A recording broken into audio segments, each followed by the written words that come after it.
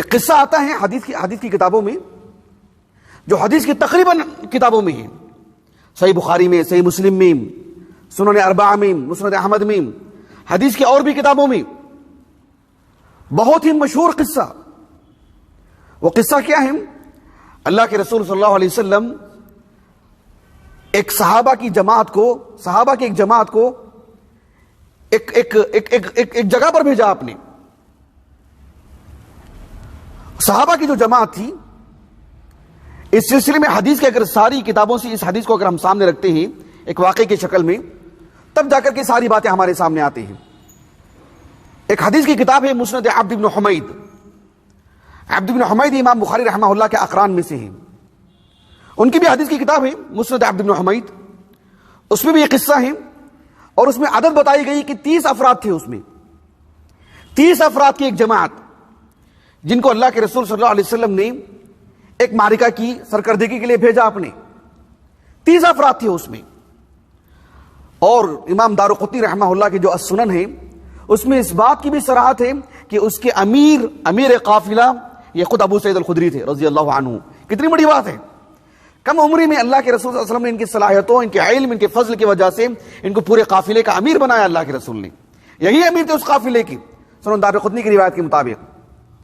حافظ ابن حجر رحمہ اللہ نے فتح الباری میں، کیونکہ یہ حدیث صحیح بخاری میں کئی جگہ پر ہے، کتاب الاجارہ میں، کتاب فضائل القرآن میں، کتاب الطب میں، دیگر مقامات پر بھی، کتاب الاجارہ میں جو حدیث ہے وہاں پر مطول شرح لکھی ابن حجر نے رحمہ اللہ۔ ابن حجر رحمہ اللہ کہتے ہیں کہ یہ 30 افراد تھے، لیکن سوائے ابو سعید الخدری رضی اللہ عنہ کے کسی اور صحابی کے نام سے میں واقف نہیں ہو سکا، یہ ابن حجر نے کہا۔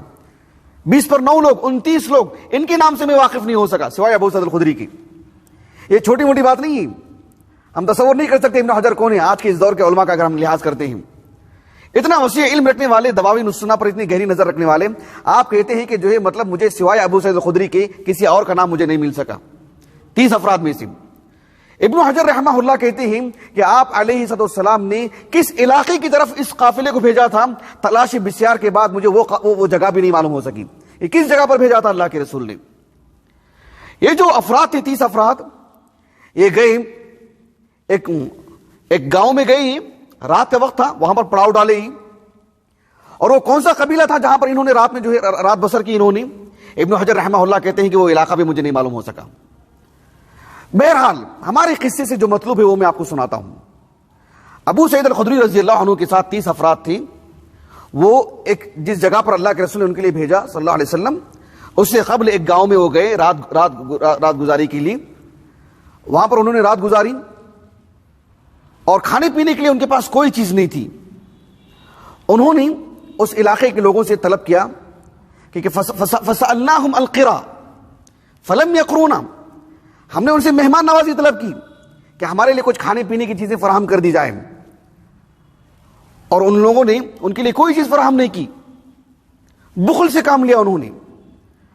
اب ہوا ایسی کہ وہ جو گاؤں ہے، وہ جو قبیلہ تھا، اس قبیلے کا جو سردار تھا اسے ایک بچھو نے ڈنگ مار دیا۔ عربی زبان میں اللدیق کہتے ہیں اس آدمی کو جس کو کسی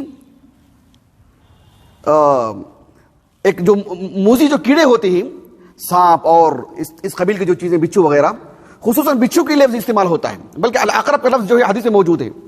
ایک بچھو نے اسے جو ڈنگ مار دیا تھا، جس کی وجہ سے وہ تڑپ رہا تھا، وہ ان کا جو سردار ہے، اور اس گاؤں میں جو مرد حضرات تھے وہ اپنے کسی کام کے لیے باہر چلے گئے تھے، صحیح بخاری کی حدیث میں یہ موجود ہے، کوئی افراد بھی نہیں تھے وہاں پر۔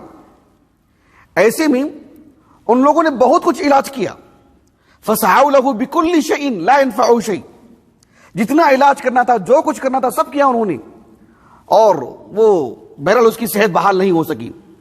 ان لوگوں نے آپس میں مشورہ کیا کہ جو باہر سے کچھ افراد آئے ہیں، ہو سکتا ان میں سے کوئی معالج ہو، کوئی علاج جانتا ہو، ان سے دریافت کر لیا جائے۔ انہوں نے ایک خاتون کو بھیجا، وہ خاتون گئی اور جا کر کے ان افراد سے کہا کہ ان سید الحی سلیم۔ اللدیق کہتے ہیں عربی زبان میں اس آدمی کو جسے کسی موذی جانور نے، کسی موذی کیڑے نے ڈنگ مار دیا ہو، بچھو، سانپ وغیرہ نے، لیکن اللدیق کہنے کے بجائے انہوں نے سلیم کہا. سلیم ان کس کو کہتے ہیں؟ اس آدمی کو جو جسمانی عوارض سے، صحت کے اعتبار سے، ہر اعتبار سے وہ سلیم ہو، سلامتی اس کے لیے ہو، بحال ہو. لدیق کو انہوں نے سلیم کہہ دیا. جو آدمی مریض ہے، جسے بچھو نے ڈنگ مار دیا ہے، اسے لدیق کہنے کے بجائے سلیم کہا انہوں نے. سلیم کیوں کہا؟ تفاؤلاً، اس اعتبار سے کہ اب یہ لدیق نہیں ہے، سلیم ہو جائے گا، یہ سلامتی مل جائے گی اس کو. یہ صحیح بخاری کی کتاب فضائل القرآن میں یہ لفظ موجود ہے. بہرحال وہ خاتون آئی، جیسے ان لوگوں سے کہا کہ تم میں سے کوئی علاج کرنے والا ہے؟ حل منکم راق، تم میں سے ہے کوئی علاج کرنے والا؟ ابھی جو 30 افراد تھے، جیسے ہی اس بات کو سنا، ابو سعید الخدری رضی اللہ عنہ اٹھ کے کھڑے ہو گئے اور چلنے لگے اس کے ساتھ. اب ان لوگوں کو بڑا تعجب ہوا، جو 29 لوگ تھے، 20 پر 9 لوگ تھے، بڑا تعجب ہوا ان لوگوں کو. ان لوگوں نے ابو سعید الخدری رضی اللہ عنہ سے پوچھا، عمر میں بھی چھوٹے ہیں وہ، ان سے پوچھا ان کو کیا تمہیں علاج آتا بھی ہے؟ کیا تم جانتے بھی اس بارے میں؟ کہا کہ ما کننا نأبنہ انہ یرقا، ہمیں تو اس کا علم ہی نہیں تھا کہ وہ علاج بھی کرتے ہیں. چھپے رسوم نکلے، ہمیں پتہ نہیں تھا اس سے پہلے کہ ابو سعید الخدری علاج بھی کرتے ہیں لوگوں کا. لیکن سبحان اللہ، دیکھو ابو سعید الخدری رضی اللہ عنہ گئے، جا کر کے علاج کیا. علاج کرنے کے ساتھ ہی حدیث میں جو الفاظ آتے ہیں، فرقاہ فبرأ، آپ نے کچھ رقیہ کیا، کچھ پڑھ کر کے دم کیا، اور وہ بالکل بھی صحیح سالم ہو گیا. وہ فبرأ، پل بھر میں اللہ سبحانہ و تعالیٰ نے اسے شفا دے دی. جب ابو سعید الخدری رضی اللہ عنہ لوٹ کر کے آئے تو ان سب لوگوں کے اندر ایک کھوج تھی، ایک تجسس تھا کہ کیا بات ہے کہ ہم میں یہ موجود ہیں اور ہم ان کو جانتے بھی نہیں تھے کہ علاج بھی کرتے ہیں. ابو سعید الخدری رضی اللہ عنہ جیسے آئے، ان لوگوں نے پوچھا کہ اکنت تحسن رقیۃ، کیا تمہیں جھاڑ پھونک بھی آتا ہے، رقیہ بھی کرتے ہو اور اتنا اچھا کرتے ہو؟ کہا کہ مجھے کچھ نہیں آتا ہے. ابو سعید الخدری رضی اللہ عنہ نے کہا کہ مجھے یہ سب نہیں معلوم، رقیہ کیا ہے، جھاڑ پھونک کیا ہے، کیا پڑھنا چاہیے، مجھے اس بارے میں کچھ بھی نہیں معلوم ہے. کہا کہ ما رقیت الا بفاتحۃ الکتاب، میں تو صرف فاتحہ مجھے آتی تو میں نے پڑھ کر کے دم کر دیا. سنن ترمذی کے ابواب الطب میں بھی حدیث موجود ہے، اور اس میں 7 مرات کا لفظ ہے. 7 مرتبہ میں نے سورۃ الفاتحہ پڑھا. اتنی سی بات ہے، مزید کوئی علاج میں جانتا نہیں ہوں، سورۃ الفاتحہ میں نے پڑھا. سبحان اللہ، غور کیجیے آپ، دیار غیر میں ہی ایک قبیلے کا سردار ہے، بچھو نے ڈنگ مار دیا ہے. کتنی بڑی بات ہے، سبحان اللہ، کتنی جرت تھی ان کے اندر، دیکھیں، اور کتنا یقین تھا ان کو اللہ کی کتاب پر، کتنا بھروسہ. کوئی سوچو بچار نہیں، ایسے معلوم ہو رہا کہ یہ بالکل متقن ہے، تجربے کار معالج ہیں، برسوں سے کرتے آ رہے ہیں، ایسے معلوم ہوتا ہے. لگ بھگ ان کی عمر 17-18 سال کے آس پاس کی عمر تھی جب اللہ کے رسول نے ان کو اس کام کے لیے بھیجا.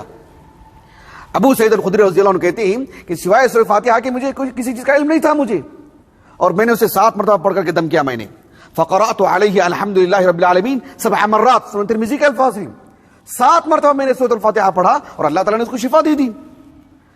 اب اس نے ابو سعید الخدری رضی اللہ عنہ دم کرنے سے پہلے یہ شرط لگا دی تھی آپ نے کہ رات میں ہم یہاں پر موجود تھے، ہم نے آپ سے مہمان نوازی طلب کی، کھانا طلب کیا، آپ نے ہمیں کھلایا نہیں ہے، اب میں اسی وقت علاج کروں گا جب آپ ہمارے لیے کچھ حصہ نکال کر کے دیں گے. خیر طے ہوا. وہ علاج کرنے کے بعد 30 بکریاں انہوں نے دیں. 30 افراد تھے، 30 افراد کے اعتبار سے 30 بکریاں انہوں نے دیں، اور کچھ دودھ بھی پلایا انہوں نے سب کو. ابھی جو 30 بکریاں تھیں، کسی صحابی نے استعمال میں نہیں لایا اس کو. حلال حرام سے متعلق جو تمیز تھی، جو تورع تھا صحابہ میں، انہوں نے کسی کو ہاتھ نہیں لگایا. کہا کہ اللہ کے رسول کے پاس لے کے جائیں گے، آپ کہتے ہیں تو ہم استعمال کریں گے. اللہ کے رسول کے پاس گئے مدینے کو. اللہ کے رسول نے جب سارا واقعہ سنا تو اللہ کے رسول نے کیا کہا پتہ ہے صلی اللہ علیہ وسلم؟ کہا کہ وما كان يدريه انها رقیۃ. ابو سعید الخدری کو معلوم تھا کیا؟ یعنی اللہ کے رسول نے تعجب کا اظہار کیا، یعنی یہ کمسن بچہ، ان کو بھی معلوم تھا کیا کہ سورۃ الفاتحہ یہ جو ہے مطلب اس سے رقیہ کیا جاتا ہے، اس کو اگر پڑھ کر کے دم کر دیں تو آدمی کو شفا مل جاتی ہے. وما كان يدريه انها رقیہ. تعجب کیا اللہ کے رسول نے. صحیح بخاری کے الفاظ ہیں فضحك النبی صلی اللہ علیہ وسلم، اللہ کے رسول نے تبسم فرمایا، آپ مسکرائے آپ نے، ان کے علم کی وجہ سے، ان کے فضل کی وجہ سے، ان کی ذہانت کی وجہ سے، اور کتاب اللہ پر یقین کی وجہ سے، دعاؤں پر ان کا جو بھروسہ تھا، جو یقین تھا ان کا.